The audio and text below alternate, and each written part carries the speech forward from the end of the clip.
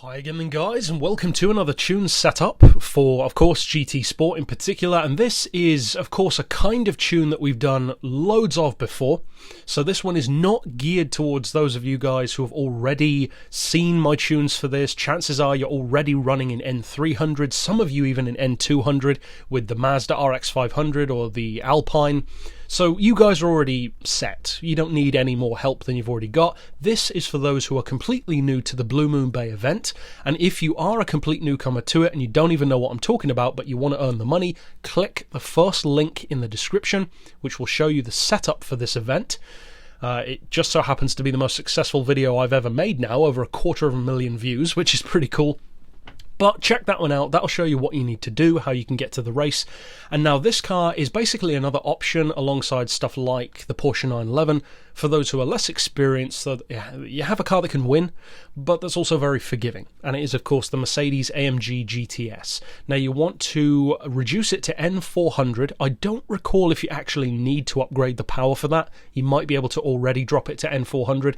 And then you want to drop the weight, of course, once you have enough mileage points, as far as you can, because that'll improve your handling as well. Turn off your traction control, you really don't need it. You want racing super softs to get maximum grip. As far as the suspension, I'd recommend ride heights, which are basically 15mm higher than stock front and rear, which is a little bit different, but of course the lowest level is also a little bit different between the front and the back. The frequency on 2.3, which is in other words as high as possible. Anti-roll on 7. For the compression and the rebound on the dampers, take those as low as you can. We've got neutral camber, neutral toe, downforce you cannot adjust on the back. As far as the diff, I'd recommend, as you can see, halfway for the initial torque, then as high as possible for both the acceleration and braking side of things. And finally for the gearbox, it's a very simple one that I've chose to do. You could make it more complex if you want to, but this works pretty well. So it's the fully customized gearbox, and then slap the auto setting to 180 miles per hour, and then I haven't touched the gears themselves. I haven't even touched the final drive because it just gets the job done. You can get it up around 173, 175, something like that, which is more than enough to win. So that's it for the tune. But now, of course, you want to see what kind of laps you can do, and also how good a car it can be. Now, as I said, this tune and even using this car will appeal much more to somebody who is not adept and not experienced on this event. If you're up around 200 or 300 times that you've done it, I mean, you already know what you're doing. You probably just clicked on this video to support me, and I appreciate that. But for those of you who are less experienced, who genuinely want to know about this event and earning huge cash, this is the kind of car that will benefit you the most.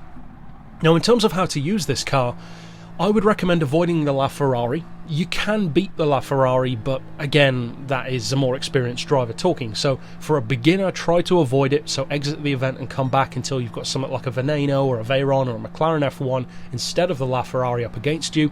That's what I've got in this event, for instance. The McLaren is the front of the pack.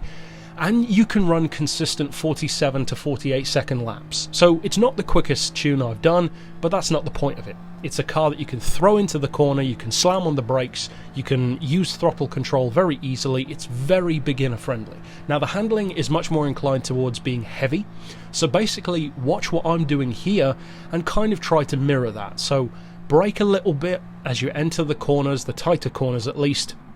Let the car kind of coast most of the way through without giving it throttle, then ease onto the throttle as you exit the corner, and you'll find you'll make up a huge amount of time. I mean, in this event, I'm catching up like 4 seconds every lap. So for a car that isn't even the fastest out there, it gets the job done. So, of course, if you are a beginner, I hope you have a ton of fun with it. If you are more experienced and still haven't checked out my other tunes, then click here on screen to do that. And for now, as always, thanks for watching.